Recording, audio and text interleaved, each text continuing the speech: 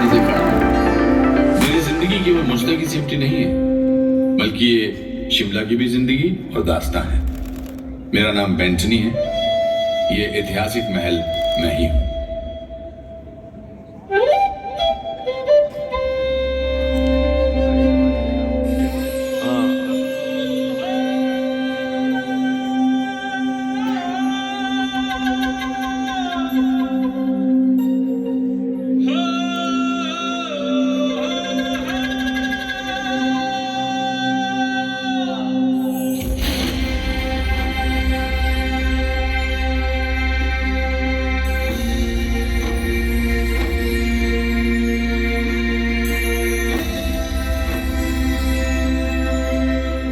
ऊंची इमारतें नहीं, बस एक पहाड़ी और घना जंगल। लेकिन उस पहाड़ी और जंगल में जीवन था, जीवंतता थी, भरपूर जिंदा दिली थी। ये पशु पक्षियों से गुलजार था। 18वीं शताब्दी के अंत में शिमला के पूर्व में नेपाल एक शक्तिशाली राष्ट्र बनकर उभर रहा था। 19वीं शताब्दी के पहले दशक में नेपाल के गोरखों ने आज के हिमाचल प्रदेश के एक हिस्से पर कब्जा कर लिया। इन पहाड़ियों में इन साहसी योद्धाओं ने कुछ स्थानीय शासकों को पराजित किया। महाराज, हम क्या करें? अगर उन पर जरा सी भी आंच आई तो वो हमें मसल कर रख देंगे, इसमें कोई शक नहीं। अंग्रेज भारत में आ गए हैं। उनकी ईस्ट इंडिया कंपनी बहुत शक्तिशाली है और उनके पास विशाल सेना है। चलिए उनसे सहायता मांगते हैं। उनका मदद करें? But why? East India company के डायरेक्टर्स हमें लोगों का सहायता करने के लिए पैसा नहीं देते। हम यहाँ कंपनी के शेयर होल्डर्स के लिए पैसा कमाना आए हैं, न कि सुदूर पहाड़ियों में किसी का मदद करने के लिए। कुछ वर्षों तक कंपनी शांत रही। हिमालय की निचली पहाड़ियों में भारी परिवर्तन होते देखती रही। फिर पूरे यूरोप और भारत के अन्य हिस्सों में कई ऐसी घटनाएं घटी जिनके चलते ब्रिटिश को इन पहाड़ियों में सेनाएं भेजनी पड़ी।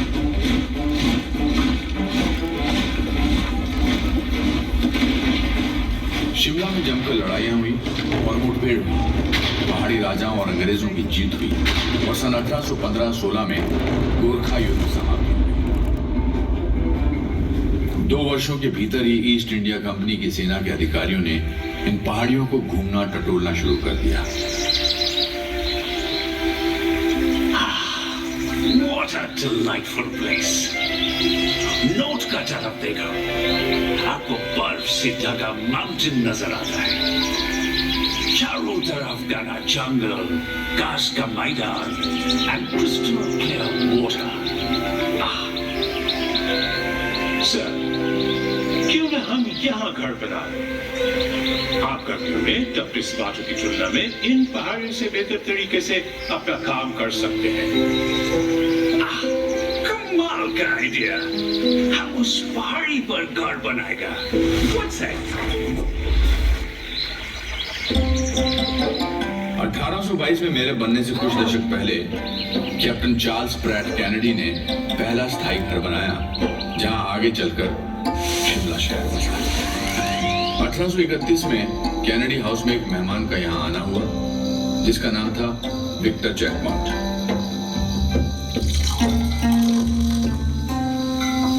मॉन्सियर, ये गांव तो राइसों, निकामों और रोगियों के लिए एक रिजॉर्ट है।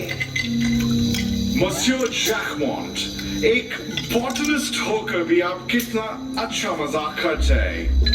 शुक्रिया कैप्टन केनेडी, मुझे हफ्तों से पानी का स्वाद नहीं मिला है। आपका भरा हुआ सेलर देख के मजा आ गया। आज भी उनका नाम लिखा हुआ है। 2 वर्ष बाद 1830 में पटियाला और कंथाल के शासकों से यहाँ की मुख्य जमीनें ले ली गई, जिन पर यह शहर बसा है। ऐसा लगता है ये जमीन मेरे आगमन के लिए ही तैयार की जा रही थी। वर्ष 1831 तक इस जगह पर 60 घर थे। इस जगह को अलग अलग नामों से जाना जाता है, शिमला, शिमला और शिमला। हो सकता है कि ये नाम पटिया से पाटे गए और छोटे मंदिर शिमलिया या स्थानीय देवी शमला देवी के नाम पर ही। लेकिन ये चीज इतिहास के पन्नों पर कहीं खो गई है और इस बात को हम निश्चित तौर पर शायद कभी नहीं जान पाएंगे। मुझसे ठीक नीचे उतरने वाली सड़क पर कालीबाड़ी मंदिर है। मुख्य प्रतिमा काले रंग के संगमरमर की बनी है, जिसके पीछे शिला रूप में 2 मूर्तियां हैं। ऐसा माना जाता है कि ये प्रतिमाएं अपने मूल रूप में हैं, जो जाकू पहाड़ी पर स्थित मंदिर की है। कुछ रोम की तरह शिमला में भी 7-8 पहाड़ियां हैं। पश्चिम में प्रॉस्पेक्ट हिल है, जिस पर कामना देवी का मंदिर है। पश्चिम में समर हिल है और पॉटर्स हिल भी है। फिर ऑब्जर्वेटरी हिल है, जिसके ऊपर पुराना वाइसरेगल लॉज है। इससे सटे ही इनवरम हिल है, जहां स्टेट म्यूजियम है। तो जाकू पहाड़ी है, जिसके बारे में मैंने अभी आपको बताया। और फिर इलीसियम हिल है, तो इसी का विस्तार है। इस पर ऑकलैंड हाउस स्कूल व अन्य इमारतें हैं। और अंत में यह पहाड़ी है, जैसा कि आप अनुमान लगा सकते हैं, इसे बेंटनी हिल कहा जाता है। लेकिन शिमला में अलग अलग धर्मों के कई पवित्र स्थान हैं, जो एक दूसरे के आसपास ही हैं। क्राइस्ट चर्च शिमला का सबसे पुराना चर्च है और ये रिज पर। यह आसमान में इस शहर के हस्ताक्षर जैसा लगता है।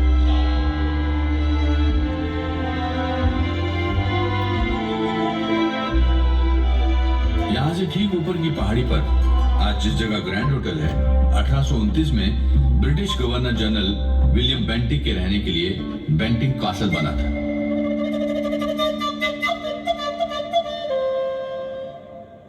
बेंटनी यानी कि मैं जहां हम बैठे हैं थोड़ा नीचे था और इसका नाम भी माननीय के नाम पर ही था। 1880 के दशक में सिरमौर राज्य के राजा शमशेर प्रकाश ने शिमला में कई जमीनें खरीदी। यहाँ ये बता देना जरूरी है कि सिरमौर शिमला के ठीक पूर्व में स्थित है और यहाँ गोरखों के साथ कई भीषण लड़ाइयां लड़ी गई। फिर उन्हीं जमीनों में से एक कैप्टन गॉर्डन का भी कॉटेज था। राजा शमशेर प्रकाश के सुपुत्र और राज्य के वारिस राजा सुरेंद्र प्रकाश ने अपनी निगरानी से कहा यहाँ एक आलीशान महल बनवाया। इसके लिए राजा ने मिस्टर T.E.G. कूपर की सहायता ली और 20वीं शताब्दी की शुरुआत के साथ शिमला के सुंदर किरदार का मैं भी एक हिस्सा बन गया। मैं पूरी दरिया दिली के साथ बना हूं। मेरे सामने का हिस्सा वास्तुशिल्प कला का अनूठा नमूना है। मेरी बेल बूटेदार सजावटें और तराशे गए दीवार गिर देखने में एल्प्स की इमारतें जैसे लगते हैं। मेरी छत पर बुर्ज बने हुए हैं और बरामदे के ऊपर पगोड़ा शिमला की प्रसिद्ध इमारतों में होती है। किसी ने मुझे सिरमौरी ब्रॉक शैली का अद्भुत रूप बताते हुए मेरी और मुझे बनाने वालों की उत्तम प्रशंसा भी की। साल दर साल बीतते चले गए और मेरी उम्र बढ़ती गई। मेरे किरदार में कई पहलू जुड़े। दोनों विश्व युद्धों के दौरान सिरमौर के राजाओं ने अंग्रेजी सरकार के सैनिकों के लिए मेरे उपयोग के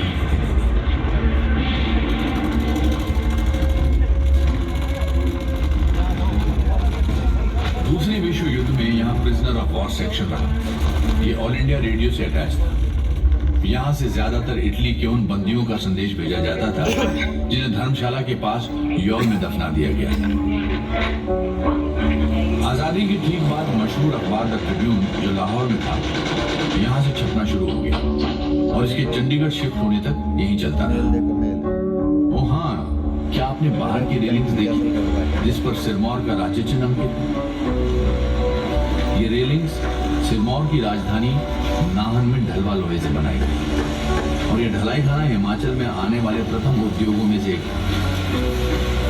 ये रेलिंग्स और शानदार दरवाजा लगने से पहले ही मैंने शिमला म्युनिसिपैलिटी को वचन दिया था कि प्रॉपर्टी के भीतर लगे देवदार के विशाल पेड़ों को कोई नुकसान नहीं होगा। आज ग्रैंड होटल है। अधिकांश यूरोपियंस वहां इकट्ठा हो गए थे। हालांकि भारत में अंग्रेजों के अन्याय और अत्याचार के खिलाफ इस विस्फोटक क्रांति का प्रभाव शिमला के अधिकांश हिस्सों में ना के बराबर रहा, लेकिन बाकी देश में इसकी आग भड़क चुकी थी। इसके भयंकर परिणाम देखने को मिले और पूरे के पूरे गांव में आग लगा दी। शक्तिशाली और लुटेरी ईस्ट इंडिया कंपनी का अस्तित्व समाप्त हो गया और सारे अधिकार व शक्तियां ब्रिटानिया हुकूमत ने अपने हाथों में ले ली। अब भारत सरकार के प्रमुख का पदनाम गवर्नर जनरल ऑफ इंडिया और वायसराय कर दिया गया।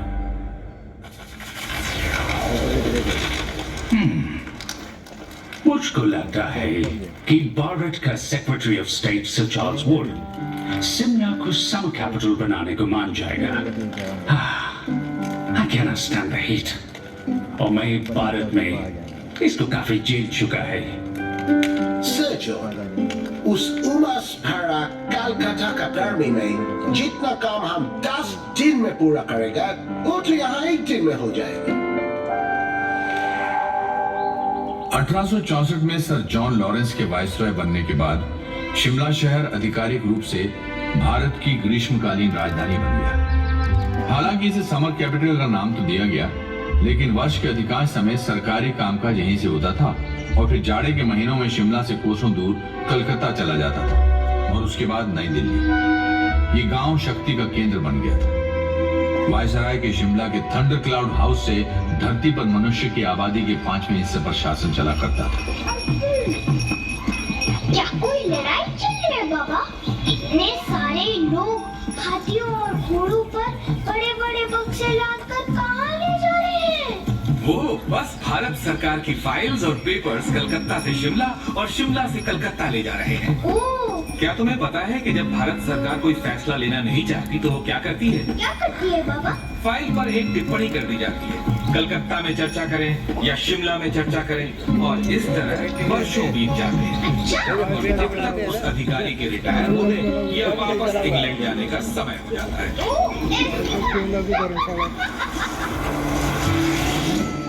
यदि आप कुछ बनना चाहते हैं तो शिमला जाइए। यदि आपको किसी से शादी करना है तो शिमला जाइए।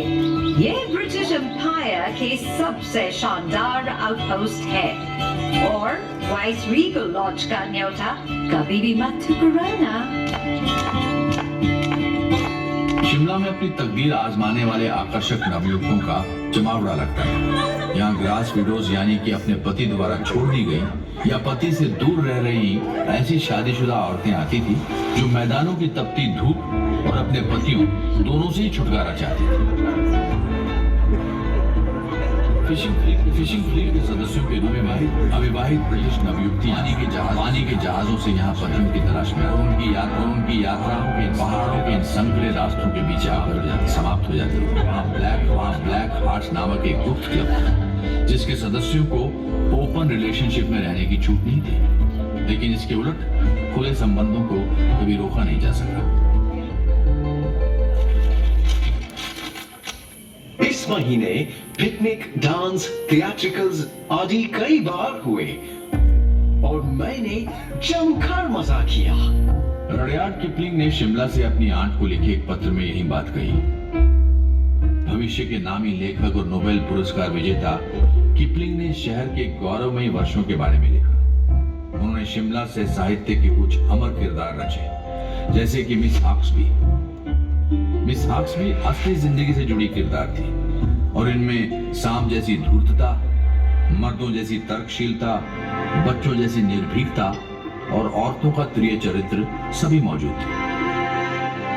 रडयार्ड किपलिंग इस शहर से जुड़े बड़े साहित्यकारों में अकेले नहीं थे। उन्होंने भी युवावस्था में यहाँ अभिनय किए। ऐसा माना जाता है कि गायक के.एल. सहगल ने अपना पहला सार्वजनिक कार्यक्रम गेटी में ही प्रस्तुत किया। कैंडल्स, पृथ्वीराज कपूर, अनुपम खेर और कई अन्य नाम इस महान थिएटर से जुड़े हैं। 2009 में इसका व्यापक रूप से रेनोवेशन किया गया और आज गेटी थिएटर कॉम्प्लेक्स शिमला के सांस्कृतिक जीवन का केंद्र है।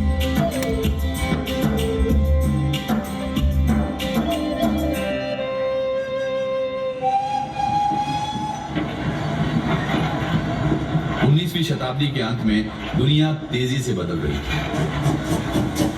पहली औद्योगिक क्रांति का प्रभाव दुनिया के कोने कोने में दिख रहा था। स्टीम रेल इसी बदलाव का एक बहुत बड़ा हिस्सा थी। अभी हमें और कितने सर्वे करने? कलकत्ता से शिमला के बीच रेलवे लाइन बिछाने में कितना समय लगेगा? बढ़ते रहो, हम सुरंगों और कुछ अलाइनमेंट्स में फंसे हैं। साहिब, हमें एक व्यक्ति के बारे में बताया गया है जो शायद हमारी मदद कर सके। उसका नाम भलकू है साहिब और उसने 1850 के दशक में ग्रेट हिंदुस्तान तिब्बत रोड बनाने में काम किया था। ठीक है, चलकर से बात करते हैं और देखता है कि क्या होते हैं। बिल्कुल सही मिस्टर हैरल्ड। सर, शिमला को गढ़ने में सिर्फ अमीर और ताकतवर लोगों का ही योगदान नहीं था। कालका शिमला रेलवे लाइन बनाने में हजारों की संख्या में मजदूरों ने काम किया। लोगों की माने तो जब रेल पटरी का निर्माण शुरू हुआ तब भलकू, जिसने 1850 में ग्रेट हिंदुस्तान तिब्बत रोड बनाने में काम किया था, उम्र दराज हो चुका था। कहा जाता है कि चीफ इंजीनियर और रेलवे के एजेंट एच.एस. हैरिंगटन के आगे आगे एक लंबे कद के कर्मचारी के साथ चलते हुए उसने रेलवे लाइन निकालने का रास्ता दिखाया। स्थानीय लोरियों में बताया जाता है कि उनके ग्राम देवता ने सपने में आकर उन्हें इस रेलवे लाइन का रास्ता बताया था। और कुछ लोगों का मानना है कि कालका और शिमला के बीच 19 स्टेशनों से गुजरने वाली इस पटरी का खाका उन्होंने ही तैयार किया। आज कालका शिमला रेलवे लाइन यूनेस्को की विश्व धरोहर सूची में शामिल है।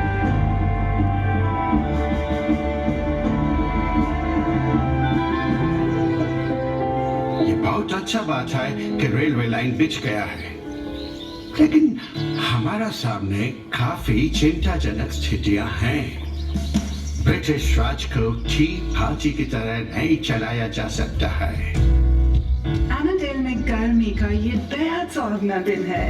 हमारे चारों ओर फैले देवदार की ये सुंदर पेड़ इस माहौल को काफी खुशनुमा बनाते हैं।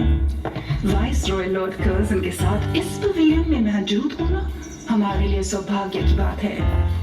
क्यों मिस्टर यंग हस्बैंड, आपकी क्या राय है? बिल्कुल, मैं सचमुच यहाँ एक बहुत बड़े काम से आया है। अनंडेल में झुरमुटों के बीच बने जिमखाने को निहारते हुए वाइसरॉय लॉर्ड कर्जन और फ्रांसिस यंग हस्बैंड ने तिब्बत पर हमला करने की योजना बनाई, निमंत्रण दिया था। उसी वर्ष दिसंबर में प्रिंस ऑफ वेल्स के आगमन के पूर्व भारत में शांति का माहौल कायम करने की कोशिश में ये बैठक बुलाई गई थी। दमनकारी रॉलेट एक्ट 1919 के विरोध में देश भर में गांधी जी द्वारा चलाए जा रहे आंदोलन की लहर से अंग्रेजी राज पहले ही घबराया हुआ था। इस काले कानून के तहत किसी भी भारतीय को बिना कोई कारण बताए अनिश्चित समय के लिए जेल में डाला जा सकता था। उनका कहना था, नो दलील, नो वकील, नो अदालत।